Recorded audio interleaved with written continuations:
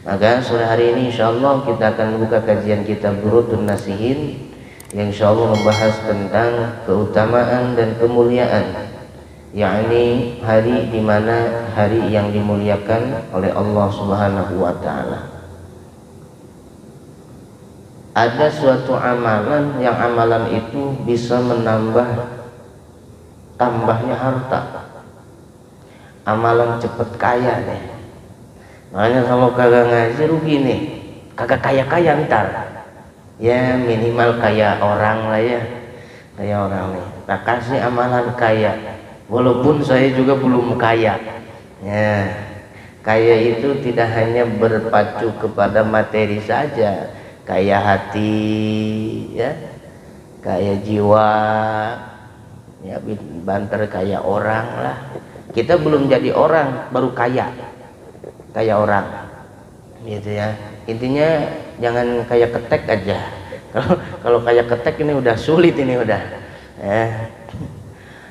Seorang ulama berpendapat hari di mana hari daripada Zulhijjah dari tanggal 1 sampai tanggal 9 itu penuh dengan kemuliaan, di mana dan jikalau orang tersebut akan menjadi mulia jika orang tersebut memuliakan hari-hari Zulhijjah.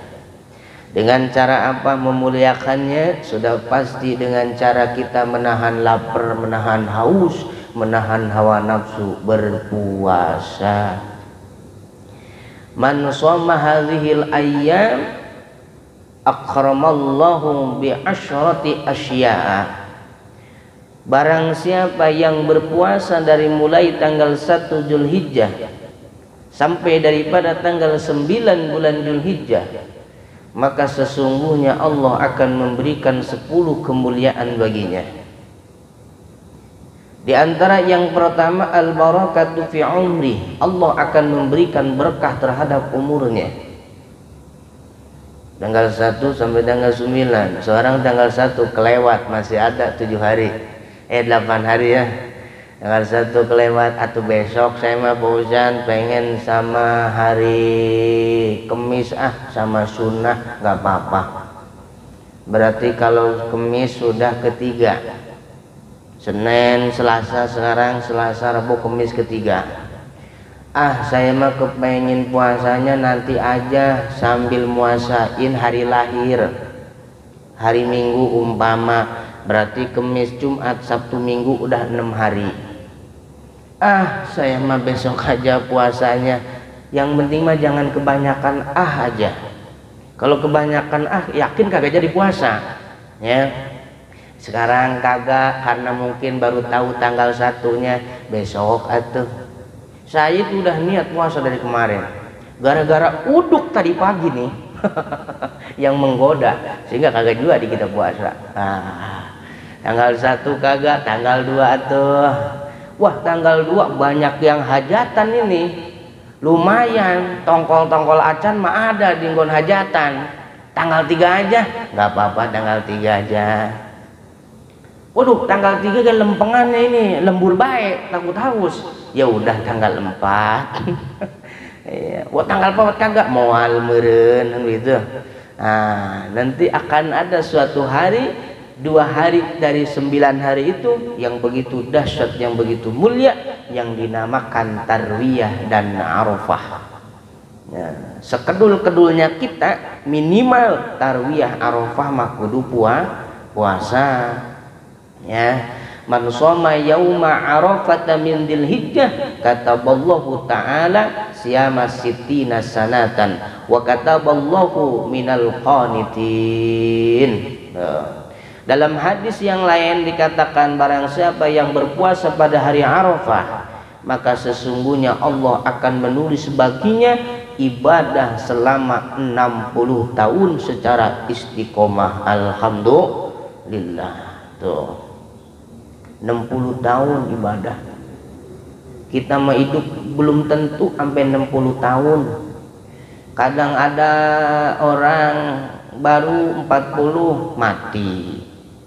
Ya, karena mati rahasia Allah. Yang tua awet kagak mati-mati. banyak.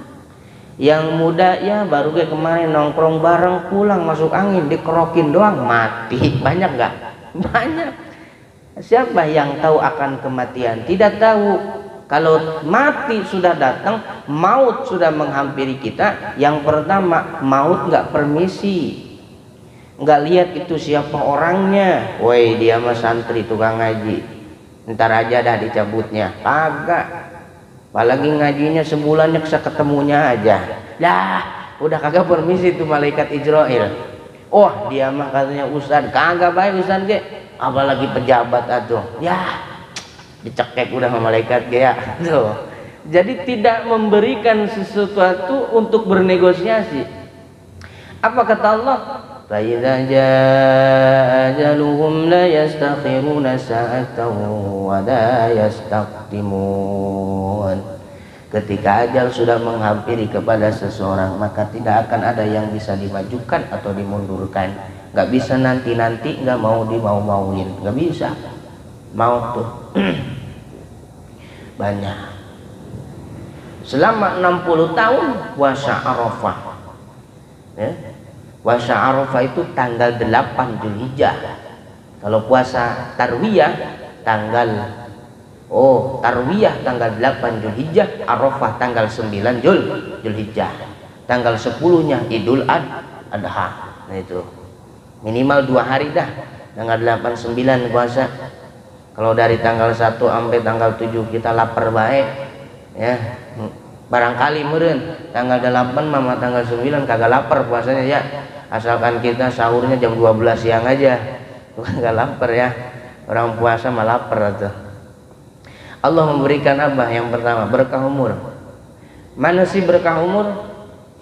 Kata baginda Nabi Muhammad sallallahu alaihi wasallam, orang yang diberikan keberkahan umur, maka dia tidak akan menyia-nyiakan umurnya untuk kembali kepada Allah, untuk berbekal kepada Allah Subhanahu wa ta'ala. Jadi insya Allah dengan kita mempuasa sekemampuan kita, dengan niat lillahi ta'ala, ridho karena Allah ta'ala, umur kita berkah. Hidup di alam dunia banyak orang yang benci, banyak orang juga yang seneng, tapi banyak kan yang senengnya daripada yang bencinya. Berkah tuh umur. Karena hidup di alam dunia ini nggak bisa kita ingin disenengin orang, nggak bisa. Dibenci sama semua orang nggak bisa. Ada yang benci, ada yang senang. Kenapa? Karena kita makhluk sosial, tidak akan terlepas dari pembicaraan orang lain. Suatu cerita diceritakan ada seorang ayah dengan anaknya menunggangi seekor himar. Himar itu keledai. Nunggang duaan. Lewat ya, kata orang teh ada yang ngomong, itu himar keledai ditunggangin sama 2 orang kagak punya hati, kasihan itu himar. Lalu seorang bapak tersebut, bagaimana? Nak, kamu saja yang naik, bapak yang turun. Ketika sudah jalan lagi, anaknya naik, bapaknya turun, ada lagi orang yang ngomong, itu anak kagak berbakti sama orang tua, durhaka itu anak, malah anaknya naik, bapaknya turun. Jalan lagi nak, sekarang gantian, bapak yang naik, kamu yang turun. Jalan lagi sedikit, ada nggak lagi orang yang ngomong? Ada, itu orang tua kagak tahu diri. Bukannya anaknya suruh naik, malah bapaknya yang naik. Udah nak, sekarang mah kita turun aja berdua, kita tuntun nih himarnya, kita tuntun nih keledainya. Kira-kira ada yang ngomong lagi nggak? Ada. Itu orang gila kali ya. Kenapa punya tutunggangan tidak dinaikin, malah dituntun doang? Nah, kira-kira dari awal perjalanan kehidupan kita sampai akhir, pertama tidak bisa terlepas dari omongan orang lain. Yang kedua, hati ini akan merasa capek, tidak akan tenang jikalau hidup kita selalu memikirkan orang lain. Artinya ingin jadi orang, menjadi sorotan perhatian orang lain, ingin disenengin orang lain, sulit ya. Karena sejarah mengajarkan semulianya Rasulullah, setinggi akhlaknya Rasulullah, masih banyak yang benci kepada Rasulullah, apalagi kita. Maka biarkanlah orang membenci kita, asalkan kita tidak pernah ada rasa untuk membenci mereka. Itulah sebaik-baik bekal untuk kita menata hati kembali kepada Allah Subhanahu wa ta'ala. Biarin orang mah mau ngomong apa ge, yang penting gua kagak, begitu. Karena kagak bisa lepas kita dari omongan orang, ya. Orang ngomong kita tuh orang kerja baik umpama, ya, kagak pernah ngaji, biarin, ya. Tapi kudu didengerin sedikit mah, ya, jangan dibiarin semua. Tuh, pada intinya apa? Ketika ada sesuatu omongan dari orang lain yang sekiranya omongan itu menjadikan diri kita menambah maju, berkembang dengan catatan tidak meninggalkan Allah, maka dengarkan. Akan tetapi jikalau ada suatu pembicaraan dari orang lain yang menjatuhkan kita, bahkan dia berusaha untuk menjatuhkan kita lebih dalam lagi, maka jangan dengarkan dan tinggalkan. Itu tips daripada Imam Al-Asy'ari mengatakan. Jadi apa kunci kehidupan kita supaya mendapatkan ketenangan, diantaranya berbijaklah kita dalam menyikapi suatu perjalanan hidup, itu ya. Satu, jadi umur kita berkah kalau kita puasa. Lalu yang kedua, sesungguhnya Allah akan memberikan kepada seseorang yang senantiasa memuliakan hari di mana hari terdapat pada bulan Zulhijjah dengan cara berpuasa, wa ziyadatu fi malihi, Allah akan menambahkan hartanya. Oh, pengen kagak kita nambah harta kita? Atau kepengen? Makanya puasa di bulan Zulhijjah, ya minimal 2 hari lah tarwiyah Arafah. Siapa yang orang yang kepengen? Karena ini merupakan suatu kegoiban yang tidak ditampakkan oleh Allah, sehingga berkuranglah keyakinan kita. Contoh misal jikalau dizohirkan secara dunia begini, sekarang begini contohnya, kamu di sini kudu puasa. Nanti kalau kamu puasa dikasih lemburan sejam 500.000. Alhamdulillah. Kira-kira kalau kita disuruh ngelembur, suruh puasa, tapi sejam gopek, mau nggak kira-kira? Atau mau, ya? Mau, apalagi lebih. Tuh sama, kata Allah begini, kamu ketika memuliakan bulan Zulhijjah dengan kamu cara berpuasa, maka aku akan menambahkan rizki kepada engkau. Rizki sehat, tenang jiwa, tenang hati, rumah tangga ayem, anak soleh soleha, harta banyak. Tuh, aduh ya Allah, indahnya. Nikmat bener ini hidup, kalau apa-apa cukup ya. Yang menjadikan kita merasa kurang itu karena jauhnya hati kepada Allah. Karena Allah memberikan kepada kita sesuai dengan takaran kita. Kenapa sih kita hidup kurang terus? Ya kagak ada terus, karena jauhnya hati kita kepada Allah. Lalu apa yang kedua? Imam Ghazali pernah mengatakan, seseorang yang hidupnya selalu gelisah dan hatinya tidak tenang, maka tanyakan kepada engkau sejauh mana engkau meninggalkan Allah. Hati kita itu gelisah, hati kita itu kurang bahagia. Pertanyaannya bukan pada diri orang lain, pertanyaannya bukan kepada orang lain, tapi tanyakan kepada kita, sejauh mana saya melalaikan perintah Allah, sejauh mana saya meninggalkan Allah selama ini. Kenapa hati gelisah? Karena kita mungkin jauh dengan Allah, mungkin kita belum dekat lagi dengan Allah. Karena Allah berfirman mengatakan, setiap manusia, setiap hambaku yang termasuk daripada golongan hambaku, maka dia akan selalu mendapatkan kebahagiaan dan kesenangan. Jadi kalau kita gelisah, kita merasa sedang sulit, hati nggak tenang, sejauh mana kita jauh dengan Allah. Maka dekati Allah, perbaiki hidup kita, insya Allah ketenangan, kebahagiaan akan Allah berikan. Kan bahasanya pinter-pinter kita minta sama Allah. Pinter-pinter kita minta sama Allah.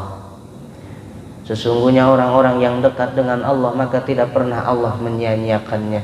Tapi orang-orang yang jauh kepada Allah secara akal logika saja sudah tidak wajar. Sering saya ajak berpikir kepada teman sekalian, sesungguhnya seperti ini dunia yang menciptakan Allah, hidup yang menghidupkan kita Allah, mati yang mematikan juga dari Allah. Tapi kenapa kita kok kadang lupa kepada Allah, hanya mengejar makhluk Allah saja tanpa kita memikirkan dan menghiraukan daripada yang menciptakannya, sehingga problematika kehidupan kita tidak berubah. Umur semakin bertambah, jiwa biasa aja, lah kan sulit. Lama umur tua mati, meninggal. Harta yang kita tumpukan jadi banyak karena kita sulit mendidik putra putri jadi soleh, harta jadi rebutan. Saudara dengan saudara tidak harmonis hubungannya. Lalu apa yang kita lakukan di alam kubur melihat daripada keluarga kita yang kita perjuangkan? Hanya menjadikan suatu pertengkaran, sedih, nelangsa. Maka si mayit, si ahli kubur minta kembali kepada Allah. Ya Allah, kembalikan saya ke alam dunia ya Allah. Kenapa? Saya ingin beribadah dan beramal soleh kepadamu ya Allah. Maka bersyukurlah kita dan beruntunglah kita pada hari ini, karena kita dipilih oleh Allah untuk senantiasa memperbanyak suatu amalan yang bisa menerangi kehidupan kita di masa yang akan datang, yakni kehidupan akhirat. Di antara yang nomor 3 yang kemuliaan yang Allah berikan kepada orang yang memuliakan hari-hari bulan Zulhijjah, wal hifzi fi iyali.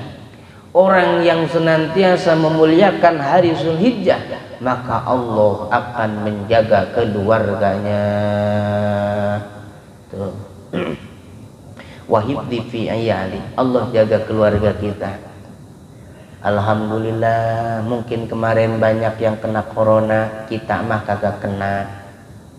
Cuman ngap doang, sama makan gak ada rasa, sama pengambung kagak ada cium. Ya, gak kena corona tapi makan gak ada rasa, bau gak kedeteksi. Atuh sama bahaya kena corona. Nah, mungkin banyak orang yang sedang sakit, musimnya musim pilek, tapi kita sama keluarga alhamdulillah sehat. Mungkin inilah berkah daripada kita memuliakan hari, di mana hari ini terletak pada bulan Zulhijjah. Fabi ayyi ala'i rabbikuma tukadziban. Sesungguhnya apa lagi sih, nikmat apa lagi sih, nikmat mana lagi sih yang kita harus dustakan kepada Allah. Nah ini hadirin jamaah yang dirahmati oleh Allah Subhanahu wa taala. Di antara yang nomor 4 kemuliaan yang Allah akan berikan kepada orang yang memuliakan bulan Zulhijjah, wa taghfiri li sayyiatihi, Allah akan menghapus keburukannya. Allah akan menghapus keburukan kita. Allah akan senantiasa ampuni segala maksiat-maksiat yang pernah kita lakukan. Tuh. Jadi dengan sababiah kita memuliakan Zulhijjah, maka Allah akan menghapus dosa dan kesalahan kita. Dosa dan kesalahan itu adalah suatu penghalang. Az-dzunub bil hijabi ilallah. Dosa merupakan penghalang diri untuk kepada Allah. Kenapa kita malas baik ibadah?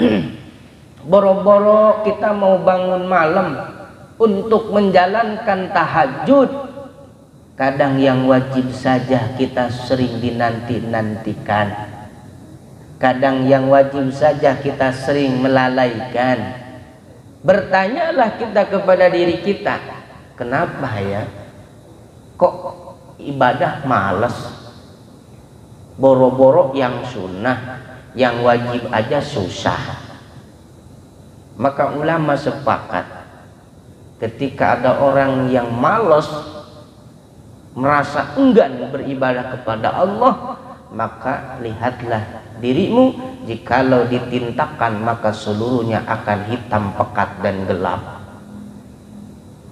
Karena banyak dosa dan banyak salah kita kepada Allah. Mungkin kita nggak sadar banyak dosa sama Allah, mungkin kita nggak sadar banyak maksiat kepada Allah, sehingga menghalangi kita untuk beribadah kepada Allah. Pernah saya sampaikan, ada sahabat bertanya kepada Abu Hurairah, wahai sahabatun Nabi Sallallahu Alaihi Wasallam, aku sebenarnya mau belajar agama, cuman aku takut jikalau aku sudah belajar agama lalu aku tidak bisa mengamalkannya, maka aku termasuk orang yang menyia-nyiakan agama. Lalu sahabat Abu Hurairah menjawab. Bagaimana jawaban sahabat Abu Hurairah? Dengan indahnya beliau mengatakan, sesungguhnya engkau tidak belajar daripada agama, itu sudah menyia-nyiakan agama. Nah ini hadirin rahimakumullah. Jadi kenapa kita sulit untuk beribadah kepada Allah? Karena kita banyak dosa, karena kita banyak maksiat. Dalam satu hari berapa kali kita beristighfar kepada Allah? Lebih banyakkah kita beristighfar kepada Allah daripada kita berkata yang sia-sia? Nah, ya. Maka ada dalam kalam seorang sufiat mengatakan yang ahli mukasyafah kepada Allah, laula, jikalau Allah menampakkan seluruh keduniaan dijadikan suatu gumpalan yang begitu dahsyatnya, maka sesungguhnya manusia akan mencari, akan mengejar akan dunia yang Allah tampakkan yang begitu indahnya. Akan tetapi ketika Allah tampakkan dengan tampak yang sesungguhnya mereka sedang menggurumuti, sedang mengelilingi daripada kotoran-kotoran yang menjijikkan. Masya Allah. Nah, ini jamaah yang dirahmati Allah. Lalu apalagi sesungguhnya kemuliaan yang Allah berikan. Wa tadaifu lihasanatihi, Allah akan melipat gandakan akan kebaikan kita, tuh dilipat gandakan. Kita ngaji hari Selasa duduk kagak puasa, tapi sebagian mah ngaji puasa, pahalanya gedean mana? Gedean yang puasa, ya. Karena puasanya lillahi ta'ala, sababiyah memuliakan bulan Zulhijjah, tuh dilipat gandakan oleh Allah. Wa tasiru li sakrati mautihi, yang nomor 6,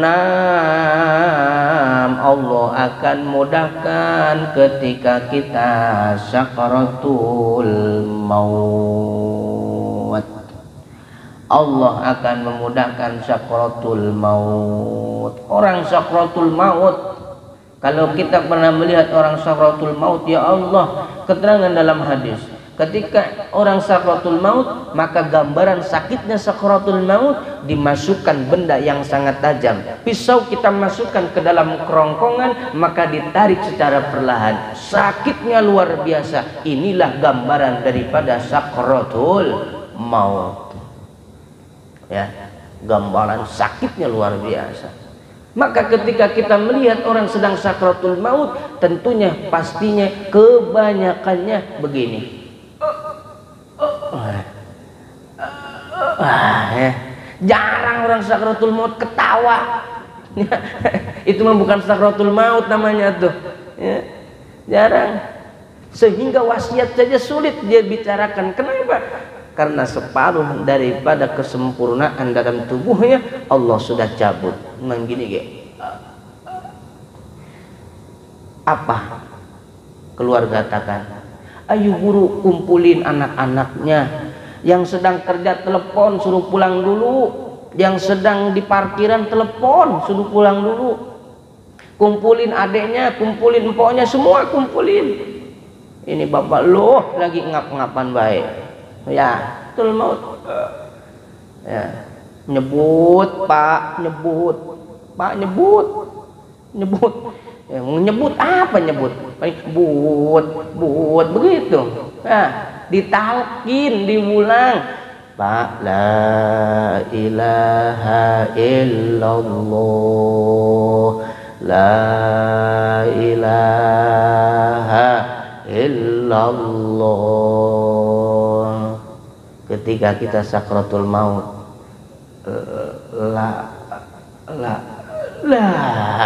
kagak berhasil keneh wae. Tuh ya, sakratul maut sulit ngucapin itu.